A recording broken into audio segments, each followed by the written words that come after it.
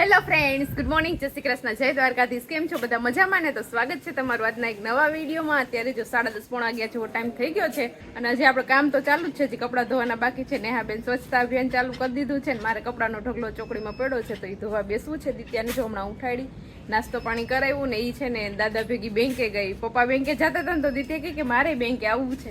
ખબર નહીં એને હું ઉત્સાહ જાગતો હોય બેંકનો. તો નરેશ પણ આજે તો વહેલા ઉઠી ગયા છે. Good morning. Good morning. તો વહેલું ઉઠવાનું કારણ એ છે કે વહેલું સુઈ ગયા આપણે વહેલા સુઈએ એટલે વહેલા ઉઠીએ.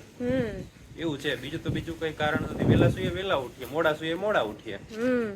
તો તમે અત્યારે માં રેડી થઈને કઈ બાજુ ચશ્મા બસમાં હાથમાં લઈને બધા આજ બેંકે જ ભાગવાના છે. તમારે બેંકનું કામ દિત્યા બેંકે ગયા, મારે બેંકે જવું. થોડીક વાર પછી જલપાન મમ્મી જાહે.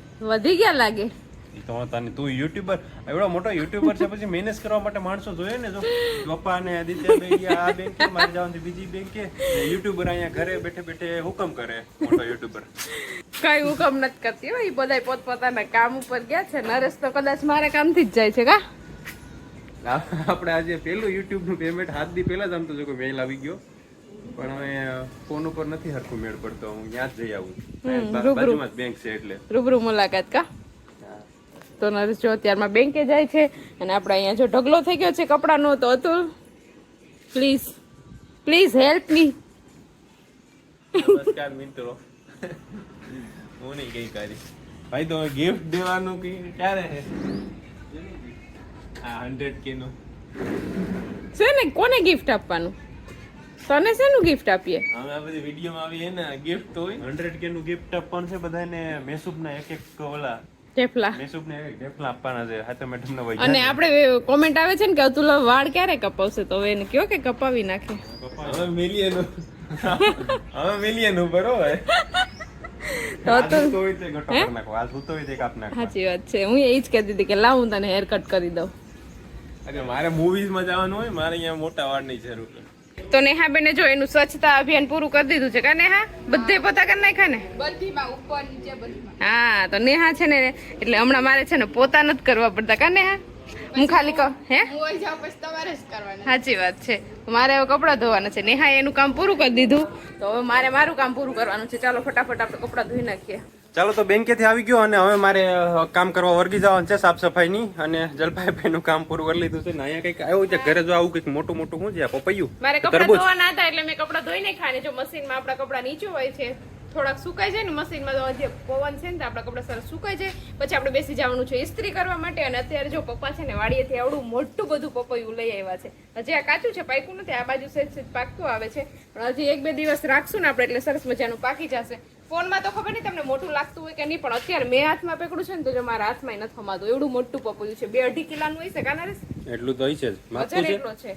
માપું નથી હાલો ને, એટલું જ 3 કિલો એટલો હોય જ, ખબર પડી જાય. બહુ મોટું પપૈયું છે. આપણું આખું ઘર ખાઈ લે ને તોય વધશે.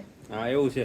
અને ઘણા માણસો કોમેન્ટ કરતા હતા કે તમે શું કહેવાય, આપણે ઓલું વોશિંગ મશીન લઈ દો, વોશિંગ મશીન લઈ દો, વોશિંગ મશીન લઈ દો. વોશિંગ મશીન છે અમારે ઘરે, જલપાને અમારે વોશિંગ મશીન જ બનવું છે. મને છે ને વોશિંગ મશીન ના કપડા ધોવાયેલા મને ગમતા જ નથી. મને એમ થાય કે મારા હાથે જ ધોઉં તો જ કપડા હારા થાય. મશીનમાં છે ને કપડા એવા હારા નથી થતા. એટલે જે રોજના રોજ કરતા હોય ને ધોતા હોય ને એના તો એને ફાવી જાય, પણ મને વોશિંગ મશીન ઓછું ફાવે. હું છે ને મોટા કપડા હોય ને ઓછાડ ને એવું જ આમાં નાખું, બાકી તો હાથે જ ધોઈ નાખું.